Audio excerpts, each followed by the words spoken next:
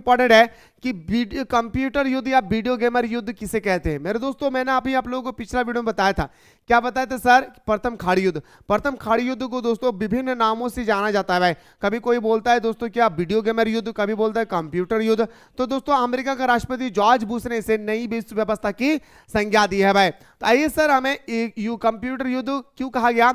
जब इराक पर अमेरिका ने हमला किया, याद रखिएगा, जब इराक पर अमेरिका ने हमला किया तो इस युद्ध को अमेरिका ने पूरी दुनिया को लाइव दिखाया। देखिए दोस्तों, जब यूएनओ ने आदेश दिया, जब यूएनओ ने दोस्तों क्या दिए? आदेश दिए। किस पर? अमेरिका को आदेश दिए, जाओ अमेरिका, तुम जाओ और इराक को पूरी तरह से आलू का टिक्का बना देना और मेरे भी थोड़ा सा ला देना। तो दोस्तों अमेरिका में जब युद्ध, अमेरिका ने जब दोस्तों इराक के साथ युद्ध किया था ना, और इसी युद्ध को अमेरिका ने पूरी दुनिया को दिखाया था टेलीविजन पे, ठीक है। इसलिए कहा गया मेरे भाई इसे हम लोग क्या? वीडियो गेमर युद्ध। जब इराक पर अमेरिका ने हमला किया तो इस युद्ध को अमेरिका ने पूरी दुनिया को लाइव दिखाया और इस युद्ध में स्मार्ट बॉम्ब का प्रयोग किया, इसलिए इस युद्ध को कंप्यूटर युद्ध कहते हैं भाई, ठीक है। एक ध्रुवीय व्यवस्था क्या भाई? एकदम मेरे दोस्तों साधारण भाषा में समझिए, मरते दम तक नहीं भूलोगे। जब अंतरराष्ट्रीय व्यवस्था में किसी एक महाशक्ति के दबदबे हो तो प्राय उसे एक ध्रुवीय व्यवस्था कहा जाता है। शीत युद्ध की समाप्ति के साथ, शीत युद्ध की समाप्ति होता है 1991।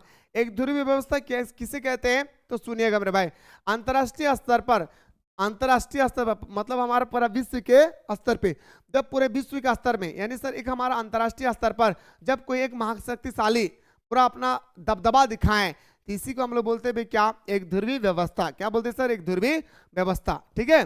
तो जब अंतरराष्ट्रीय व्यवस्था में किसी एक महाशक्ति के दबदबे हो तो प्राय उसे एक ध्रुवीय व्यवस्था कहा जाता है। शीत युद्ध की समाप्ति के साथ ही अमेरिका विश्व के सबसे ज्यादा शक्तिशाली राष्ट्र बनकर पूरे विश्व में उभरा। और जैसे ही दोस्तों 1991 में हमारा शीत युद्ध का अंत होती है और शीत युद्ध के अंत होते ही अमेरिका पूरे दुनिया के सामने एक शक्तिशाली देश के रूप में उभर कर सामने आया। कोई अन्य राष्ट्र, कोई अन्य देश, कोई अन्य संघ इसका सामना करने वाला कोई नहीं था भाई। अमेरिका शीत युद्ध के बाद इतना शक्तिशाली बन चुके थे कि कोई भी देश इसे टक्कर देने में, मतलब टक्कर देने वाला नहीं था, ठीक है। तो कोई अन्य राष्ट्र, संघ या देश उसके सामने टिक नहीं सका। इसे अमेरिका प्रभुत्व या एक ध्रुवीय विश्व का दौरा कहा जाता है भाई। बस इतना याद रखिएगा दोस्तों, अंतरराष्ट्रीय स्तर पर जब एक देश का दबदबा हो उसे बोलते हैं भाई क्या? तो हम लोग एक ध्रुवीय व्यवस्था। जैसे 1991 में शीत युद्ध की समाप्ति हुई और समाप्ति होने के बाद अमेरिका पूरी दुनिया के सामने एक शक्तिशाली देश के रूप में उभर कर सामने आए और अमेरिका अन्य किसी देश के टक्कर में देने वाला नहीं था भाई। अमेरिका को टक्कर देने वाला अन्य कोई देश नहीं था भाई, ठीक है। तो इसे हम लोग बोलते हैं दोस्तों क्या? एक ध्रुवीय व्यवस्था। 9/11 याद रखिए दोस्तों, जैसे हम लोग आज हमारा कितना भाई 15, याद रखिए एग्जाम्पल मान के चलिए दोस्तों 15/11/2025 चल रहा भाई। तो हम लोग इस तरह से डेट लिखते हैं। अमेरिका में डेट कैसे लिखता है? पहले महीना को लिखेगा, फिर डेट को लिखेगा, फिर दोस्तों ईयर को लिखता है भाई, ठीक है। इसलिए मेरे भाई याद रखिएगा सितंबर का महीना था, 11 तारीख था भाई, ठीक ना। आतंकी हमला पर वर्णन करें मेरे दोस्तों। ये आप लोग जब एग्जाम देने के बाद फ्री हो जाएंगे तो आप अपने यूट्यूब पे सर्च कीजिएगा 9/11 पर एक 9/11 का विवरण दे। अब यूट्यूब पे सर्च कीजिएगा ना मेरे भाई, एक खतरनाक दोस्तों एक वीडियो आएगा, उस वीडियो को देखिएगा कैसे दोस्तों आतंकवाद ने अमेरिका के बड़े बड़े टावरों को दोस्तों कैसे कुचल डालते थे हेलीकॉप्टर के माध्यम से, ठीक है। सितंबर 2001 में अलग अलग अरब देशों के 19 अपहरणकर्ताओं ने 4 अमेरिकी विमान पर हमला, 4 विमान पर हम जैसे, ठीक है। गौर से सुनिएगा भाई, गौर से सुनिएगा, बहुत इंपॉर्टेंट है भाई ये, ठीक है। सितंबर 2001 में अलग अलग अरब देशों के 19 अपहरणकर्ताओं ने, अपहरणकर्ता मतलब आतंकवादियों ने 4 अमेरिकी विमान पर हम, जिसे 9/11 हमला के नाम से जाना जाता है, जिसे हम लोग जानते हैं किसे 9/11। 19 अपहरणकर्ताओं ने, 19 आतंकवादियों ने अमेरिका के 4 बड़े बड़े इलाके में दोस्तों क्या करते हैं? हमला करते हैं, जिसे आप और हम इसे 9/11 के नाम से जानते हैं। दूसरा, इसमें 2 विमान वर्ल्ड ट्रेड सेंटर जिसे हम लोग न्यूयॉर्क के उत्तरी तथा दक्षिणी टावर से टकराया। 2 को दोस्तों खतरनाक टावर था भाई, याद रखिएगा क्या मेरे भाई, 2 को खतरनाक टावर था दोस्तों, कहां पे, हमारा न्यूयॉर्क में। याद रखिएगा अमेरिका का सबसे बड़ा शहर न्यूयॉर्क में, न्यूयॉर्क में दोस्तों 2 टावर को टकराया, 2 बिल्डिंग को टकराया। याद रखिए दोस्तों, एक हमारा उत्तरी में, एक हमारा दक्षिणी टावर से टकराया। कहां पे, इसमें 2 विमान, 4 बार हमला हुई, 2 विमान वर्ल्ड ट्रेड सेंटर न्यूयॉर्क के उत्तरी और दक्षिणी टावर से टकराया। तीसरा विमान पेंटागन वर्जीनिया से टकराया, जहां अमेरिका रक्षा विमान का मुख्यालय था। आतंकवादियों ने दोस्तों तीसरा जो टावर का मतलब, ये टावर मत समझो, टावर का मतलब दोस्तों वहां पे बड़का बड़का बिल्डिंग, जैसे हमारे यहाँ पे 10 तल्ला 12 तल्ला बिल्डिंग होती है ना, वहां पे 50 तल्ला बिल्डिंग होता है, 50 तल्ला बिल्डिंग। तो मेरे दोस्तों उसी बिल्डिंग को उन्होंने क्या किया था, कुचल डाला था। ठीक है, तो तीसरा जो विमान था, तीसरा जो दोस्तों विमान ने हमला किया था ना, वो ऐसे जगह पे हमला किया जहां पे अमेरिका का सारा रक्षा विमान शामिल था भाई। जैसे अमेरिका का बीएसएफ हो गया, आर्मी हो गया, एसएसबी हो गया, आरपीएफ हो गया, सब डिफेंस का दोस्तों एक जगह पे क्या होता है भाई, ऑफिस होता है। उसी ऑफिस को दोस्तों क्या कर दिए थे, उड़ा दिया था आतंकवादियों ने। ठीक है, तीसरा हमला हुआ। चौथा हमला, कांग्रेस पार्टी, अमेरिका में कौन सा पार्टी चलता है भाई, अमेरिका में हमारा कांग्रेस पार्टी चलता है। अमेरिका में कौन सा पार्टी चलता है भाई, तो अमेरिका में कांग्रेस पार्टी चलता है। तो मेरे दोस्तों अमेरिका में जो कांग्रेस पार्टी का मुख्यालय था, कांग्रेस पार्टी का जो ऑफिस था, उसी ऑफिस को दोस्तों उन्होंने कुचल डाला। ठीक है, तो चौथा विमान को अमेरिकी कांग्रेस के मुख्य इमारत से टकराना और था, लेकिन यह टकराना था दोस्तों कहां पे, कांग्रेस के विमान से, लेकिन दोस्तों वह पेनिसिल्वेनिया के में जा गिरा भाई, पेनिसिल्वेनिया में जा गिरा। एक जगह था मेरे भाई पेनिसिल्वेनिया में जा गिरा भाई, याद रखिएगा। वो अमेरिका के जो हमारे कांग्रेस पार्टी के दोस्तों जो हमारा ऑफिस था उस पर टकरा नहीं पाए, तो वो कहां पे जाके टकरा दिए भाई, तो बताएंगे सर हमारा पेनिसिल्वेनिया पे जाके टकरा दिए। अब दोस्तों युद्ध तो हो गया भाई, परिणाम क्या हुआ, पहला परिणाम, युद्ध तो हो गया सर, युद्ध होने के बाद कुछ ना कुछ परिणाम होते हैं। जैसे अभी आप लोग दोस्तों युद्ध कर रहे हैं अपने लाइफ से, आपका भी परिणाम मिलेगी भाई, हाँ अप्रैल महीना में, क्योंकि अप्रैल में रिजल्ट आएगा भाई। तो मेरे दोस्तों गौर से सुनिएगा, 9/11 घटना का परिणाम क्या हुआ, तो अमेरिका पर किया जाने वाला यह हमला अब तक का सबसे बड़ा हमला में से एक हमला था। अमेरिका कहता है कि जब से अमेरिका एक देश बना है, तब से लेकर आज तक इतना बड़ा हमला आज तक कभी नहीं हुआ है। तब से लेकर आज तक अमेरिका में इतना बड़ा हमला कभी नहीं हुआ है। अमेरिका में पर किया जाने वाला यह हमला अब तक का सबसे बड़ा हमला में से एक हमला था। इस हमला में लगभग 3000, गलत लिखा भाई, 30,000 व्यक्ति मारे गए भाई, याद रखिएगा। लगभग मेरे दोस्तों इस हमला में 30,000 व्यक्ति मारे गए। अमेरिकी को डर था और सुरक्षा का माहौल सताने लगा। जैसे दोस्तों आपके घर में अगर भूत घुस गया भाई, है ना, आपके घर में अगर आपको मेरे दोस्तों भूत घुस गए, और दोस्तों भूत घुसने के 10 दिन के बाद अगर कोई बिल्ली अगर म्याऊ अगर इस तरह से भी करे ना मेरे भाई, तो आपको लगेगा क्या कि वो भूत ही है, यस या नो भाई। इसी तरह से दोस्तों अमेरिका में ऐसा हमला हुआ कि अमेरिका को दोस्तों डर लगने लगा। अमेरिका इतना शक्तिशाली देश, लेकिन दोस्तों अमेरिका के अंदर डर पैदा हो गया। क्या हो गया मेरे भाई, एक डर पैदा हो गया। अमेरिका को डर था तथा सुरक्षा का माहौल सताने लगा। अमेरिका 1976 में जब से एक देश बना, आज तक दोस्तों ऐसा हमला कभी नहीं हुआ। लेकिन दोस्तों कहा गया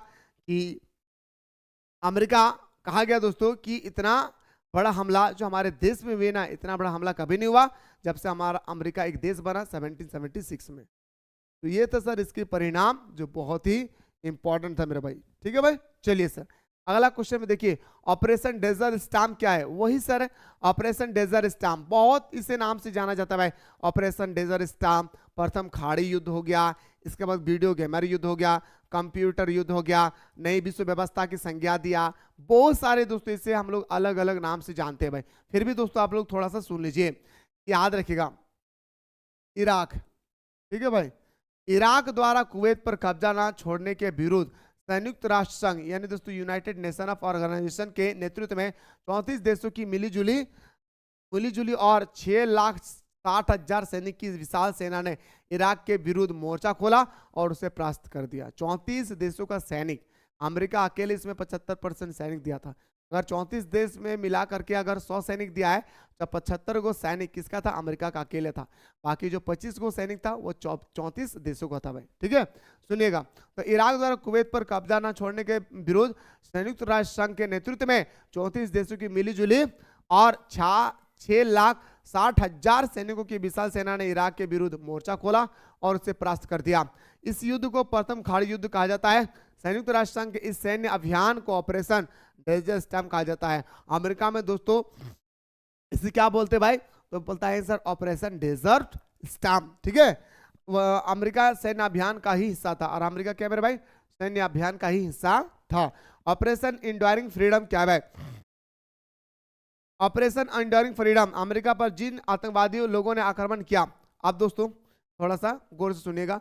ऑपरेशन इंड्योरिंग फ्रीडम क्या है मेरे भाई, गौर से सुनिएगा मेरे दोस्तों। ऑपरेशन इंड्योरिंग फ्रीडम क्या है, जब हमारा 9/11 का हमला हुई तब दोस्तों अमेरिका पूरी तरह से डर गए। जी हाँ, अमेरिका का अंदर में पूरा बेहतर तरीके से दोस्तों डर का माहौल पैदा हो गया और कहा अरे भाई आज के बाद हमारे देश में इतना, आज से पहले हमारे देश में इतने बड़ा हमला कभी नहीं हुआ है, क्या कारण है, कौन हमला किया, चलो मेरे दोस्तों इस पर हम लोग क्या करें, एक दोस्तों जांच बैठाते हैं। तब दोस्तों अमेरिका ने एक ऑपरेशन चलाया, ऑपरेशन इंड्योरिंग फ्रीडम। अमेरिका पर जिन आतंकवादी लोगों ने आक्रमण किया, बाद में अमेरिका ने ऑपरेशन इंड्योरिंग फ्रीडम के द्वारा एक अभियान चलाया और अमेरिका पर जिन लोगों ने, जिन आतंकवादियों ने आक्रमण किया था उन पर हवाई हमला किया, जिससे पूरी दुनिया आतंकवाद का अंत हो गया। और दोस्तों अमेरिका को जिस आतंकवादी सैनिक पर शक था कि आतंकवादी, इस देश का आतंकवादी, अफगानिस्तान का आतंकवादी तालिबान ने शायद हमारे देश में आकर के क्या किया है भाई, तो हमारे देश में आक्रमण किया है, हमारे देश में 4 जगह पे जाके हमला किए। अमेरिका ने भी क्या कर दिया भाई, जाकर के उनकी जो सैनिक गुट था, सॉरी उनका जो आतंकवादी का संगठन थे, संगठन को उन्होंने कुचल डाला। कौन, हम। इसी ऑपरेशन को ऑपरेशन इंड्योरिंग फ्रीडम के नाम से जाना जाता है भाई। बस इतना याद रखिएगा, साधारण भाषा में दोस्तों आप लोग याद रखिएगा, एकदम दोस्तों भूलना नहीं है भाई, ठीक है। अगला क्वेश्चन देखिए सर, इराक पर अमेरिका आक्रमण का वर्णन करें। मेरे दोस्तों वही तो सर अभी मैं आपको बताया, इस क्वेश्चन को और मैं नहीं बताने वाला भाई। इराक पर अमेरिकी आक्रमण, देखिए दोस्तों अमेरिका ने क्या किया था भाई, अमेरिका ने दोस्तों क्या कर दिया भाई, इराक ने इराक पर आक्रमण कर दिया, किसके विरोध में, सॉरी किसके आदेश पे, तो हमारा यूएनओ के आदेश पे। मैंने आपको बताया था संयुक्त राष्ट्र संघ दुनिया का सबसे बड़ा महासंगठन है, उन्होंने दोस्तों आदेश दिया तो अमेरिका ने जाकर इराक पर हमला कर दिए, ठीक है। इस पर हम ज्यादा बात नहीं करते हैं मेरे दोस्तों। आइए सर, सुरक्षा पर एक टिप्पणी लिखिए। सुरक्षा क्या है, व्हाट इज सिक्योरिटी। मेरे दोस्तों मैं अगर आपसे कहूंगा कि सुरक्षा क्या है, आप कहेंगे सर याद रखिएगा खतरों से मुक्ति पाना ही सुरक्षा कहलाता है। याद रखिएगा क्या भाई, सुरक्षा क्या भाई, जैसे दोस्तों आप जा रहे हैं 2 बॉडीगार्ड लेके, है ना, और दोस्तों आपको कोई मारने का कोशिश किया और आपका बॉडीगार्ड ने दोस्तों क्या कर दिया भाई, रोक दिए, उस आदमी को पकड़ लिए, तो आप क्या हो भाई, सुरक्षा होगी। ऐसे ना भाई, आप क्या भाई, सुरक्षा है। तो खतरों से मुक्ति पाना ही सुरक्षा कहलाता है भाई। सीधा सीधा बात याद रखिएगा, खतरों से मुक्ति पाना ही मेरे दोस्तों क्या कहलाता है, सुरक्षा कहलाता है। सुरक्षा का बुनियादी अर्थ है खतरों से आजादी, लेकिन यह खतरा गंभीर होना चाहिए। ऐसा नहीं है कि मैं गया और एक कांटा था, कांटा में जैसे मैंने पैर रखने की कोशिश किया तब तक मेरा बॉडीगार्ड ने मुझे बचा लिया, ऐसा नहीं, एकदम डेंजरस मामला होना चाहिए। याद रखिए क्या मेरे भाई, डेंजरस मामला होना चाहिए, ठीक है। सुरक्षा का बुनियादी अर्थ खतरों से आजादी है, लेकिन यह खतरा गंभीर होना चाहिए। ऐसे खतरे जिनको रोकने के उपाय ना किया गया तो इसे केंद्रीय मूल्य पर आपूर्ति हानि होगी। ऐसा खतरा दोस्तों, सब खतरा नहीं, ऐसा खतरा अगर हम नहीं रोकेंगे तो कहीं ना कहीं हानि होगा, इसी को बोलते भाई क्या, सुरक्षा। सर्दी से एकदम हालत खराब है मेरे भाई, ठीक है। आइए सर अब बात करते सर शक्ति संतुलन का क्या महत्व है, कोई देश इसे कैसे कायम नहीं भाई, कायत नहीं, कायम करता है भाई, ठीक है ना। आइए सर अब बात करते हैं सर शक्ति संतुलन के बारे में। दोस्तों किसी भी देश सरकार दूसरे देश से अपने शक्ति संतुलन को लेकर काफी चौंकाने रहता है। मेरे दोस्तों शक्तिशाली क्या है, आप शक्तिशाली क्वेश्चन पे दोस्तों तो दूर की बातें छोड़ दीजिए भाई, आप अपने ऊपर ढा लीजिए भाई, क्या आप अपने ऊपर ढा लीजिए, क्या ढा रहा है मेरे भाई, मैं जो बोल रहा हूं वो कीजिए। मेरे दोस्तों क्या आप नहीं चाहते कि मेरा मार्क्स किसी और स्टूडेंट से ज्यादा है, क्या आप नहीं चाहते मेरे लाडला कि मेरा मार्क्स मेरे फ्रेंड से ज्यादा आए?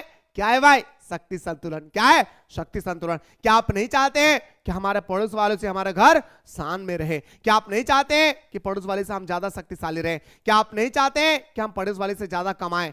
इसी को तो शक्तिशाली बोलते भाई, इसी को क्या बोलते भाई? शक्तिशाली।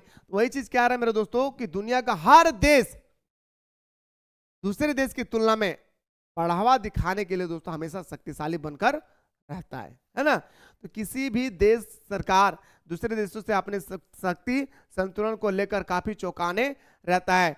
कोई भी देश दूसरे देश की शक्ति के बराबरी करने के लिए जी जान लगाकर कोशिश करता है। हम इससे बढ़कर है, हम इससे बढ़कर है, अरे हमसे बढ़कर तुम, अरे चलो मैं और थोड़ा सा मेहनत करता हूं, अरे तुम 8 घंटा पढ़ रहे हो, मैं 9 घंटा पढ़ूंगा। यस क्यों ना भाई? जब तक ये जज्बा पैदा नहीं होगा, यकीन मानिए मेरे दोस्तों आपका मार्क्स अच्छा नहीं आएगा। ठीक है, तो मेरे दोस्तों वही कह रहा था कि किसी भी देश सरकार दूसरे देश से अपने शक्ति संतुलन को लेकर काफी चौंकाने रहती है।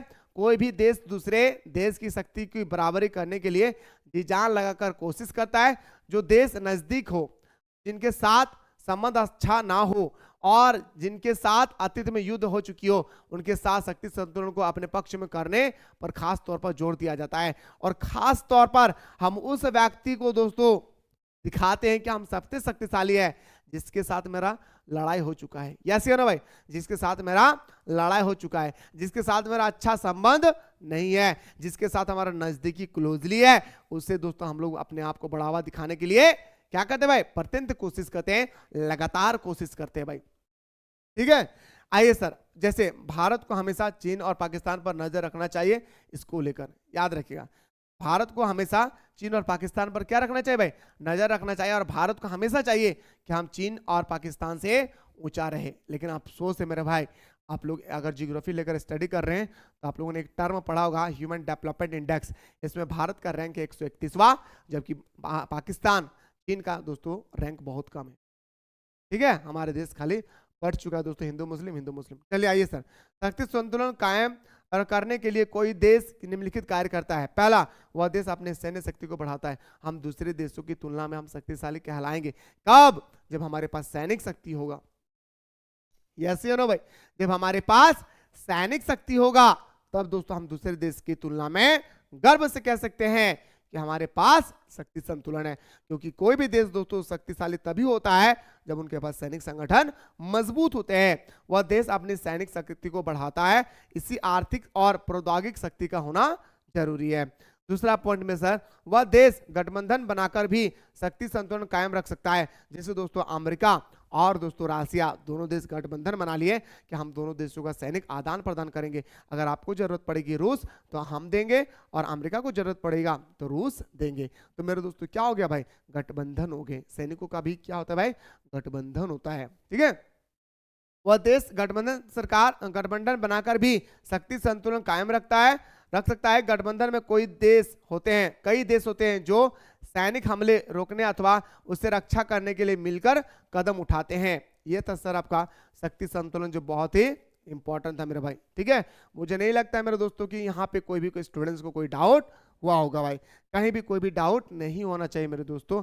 मैं जहां तक हो सके आप लोगों को साधारण भाषा में दोस्तों समझाने की पूरी कोशिश किया हूं। अब आते हैं सर, ओजोन परत में छिद्र होना क्या कारण है? मेरे दोस्तों हम सबको पता है कि हमारा पृथ्वी है भाई, और इस पृथ्वी का सुरक्षा कवच हमारा दोस्तों क्या है? ओजोन परत। आज दोस्तों यही ओजोन परत जो है ना भाई छिद्र हो रही है, और हमारे देश में दोस्तों छिद्र होकर के हमारे पूरे विश्व में परावैंगनिक किरण हमारी धरती पे आएगी, और दोस्तों हमें तरह तरह की बीमारी का सामना करना पड़ेगा। वही कह रहा है, ओजोन परत में छिद्र होना क्या है भाई? पृथ्वी की ऊपरी परत पर वायुमंडल में ओजोन गैस की मात्रा में लगातार कमी आ रही है। ओजोन गैस जो है ना भाई, इसमें ओजोन जो परत मेरे भाई जो पृथ्वी का सुरक्षा कवच कहलाता है भाई, है ना। ओजोन दिवस कब मनाया जाता है? 16 सितंबर को हम लोग ओजोन दिवस मनाते हैं भाई, याद रखिएगा। ठीक है, तो पृथ्वी की ऊपरी परत वायुमंडल में ओजोन गैस की मात्रा में लगातार कमी हो रही है, इससे ही ओजोन परत में छिद्र होना। अब हमारा पृथ्वी है, अब यहाँ पे धीरे धीरे छिद्र हो रहा है भाई, और हमारे यहाँ पे क्या हो गया भाई? यहाँ पे परावैंगनिक किरण आएगी। तो पृथ्वी की ऊपरी परत वायुमंडल में ओजोन गैस की मात्रा में लगातार कमी हो रही है, इससे ही ओजोन परत में छिद्र होना कहते हैं। 2 नंबर में, इससे पारिस्थितिकी तंत्र और मनुष्य के स्वास्थ्य पर एक वास्तविक खतरा मंडरा रही है भाई। बिल्कुल मेरे भाई, अगर आज हम लोग पेड़ पौधे ना लगाएं, अगर हम लोग carbon monoxide, CFC, chlorofluoro gas, methane gas जैसे गैस को दोस्तों अगर हम लोग संतुलन ना बनाए, कंट्रोल ना किए, यकीन मानिए हमारे जमाने में तो नहीं होगा लेकिन हमारे बच्चों के जमाने में एक दिन ऐसा आएगा दोस्तों कि हमारा परावैंगनिक किरण पृथ्वी को चीरते हुए हमारे देश पर आएगी और दोस्तों आप लोगों के अंदर में तरह तरह के बीमारी होगा, खासतौर पर आंख में दोस्तों आप लोगों को बीमारी देखने को मौका मिलेगी। पृथ्वी सम्मेलन या रियो सम्मेलन क्या है मेरे भाई? तो बताएंगे सर 1992 में संयुक्त राष्ट्र संघ पर्यावरण तथा विकास के मुद्दे पर केंद्रित सम्मेलन ब्राजील के राजधानी रियो डी जेनेरियो में हुआ, जिसे रियो सम्मेलन या पृथ्वी सम्मेलन कहते हैं। देखिए दोस्तों 1992 में संयुक्त राष्ट्र संघ यानी सर हमारा क्या हो गया भाई, यूनाइटेड नेशन ऑफ ऑर्गेनाइजेशन। क्या हो गया मेरे भाई? United Nation of Organization. गौर से सुनिएगा, 1992 में संयुक्त राष्ट्र संघ का पर्यावरण तथा विकास के मुद्दे पर केंद्रित सम्मेलन ब्राजील के रियो डी जेनेरियो में हुआ, जिसे रियो सम्मेलन या पृथ्वी सम्मेलन हुआ। मेरे दोस्तों रियो सम्मेलन या पृथ्वी सम्मेलन के नाम से हम लोग जानते हैं। यह सम्मेलन इसलिए बनाया गया था दोस्तों कि हम पृथ्वी को कैसे बचाए रखें, याद रखिएगा। यह सम्मेलन मेरे दोस्तों इसलिए बनाया गया था कि हम पृथ्वी को कैसे बनाए रखें। वैश्विक राजनीति के क्षेत्र में पर्यावरण को लेकर बढ़ते सरोकार को इस सम्मेलन में एक ठोस रूप मिला। और दोस्तों जो हमारे सम्मेलन, हमारे जो पृथ्वी में विभिन्न प्रकार के दोस्तों जो समस्याएं उत्पन्न हो रही है, इन सारी समस्याओं का समाधान किया गया है कि आप पेड़ नहीं काट सकते हैं, आप ऐसे जगह पे फैक्ट्री स्थापित नहीं कर सकते हैं जहां पे पूरा पॉपुलेशन हो, जहां पे पूरी जनसंख्या हो। ठीक है, तो उम्मीद करता हूं मेरा लाडला कि आप लोगों को बिल्कुल मेरे भाई बहुत सुंदर तरीके से समझ में आ गया होगा। अब हम लोग बात करेंगे सर टिकाऊ विकास का तरीका क्या है, पृथ्वी सम्मेलन या रियो सम्मेलन क्या है, इन सब क्वेश्चनों को दोस्तों हम लोग विस्तार पूर्वक डिस्कस करेंगे। तो मेरे दोस्तों मैं उम्मीद करता हूं कि आप लोगों को सारा क्वेश्चन बेहतर तरीके से समझ में आ गया होगा। बाकी आप लोग फटाफट कमेंट कीजिए, आप लोग आगे क्लास अगर देखना चाहते हैं तो।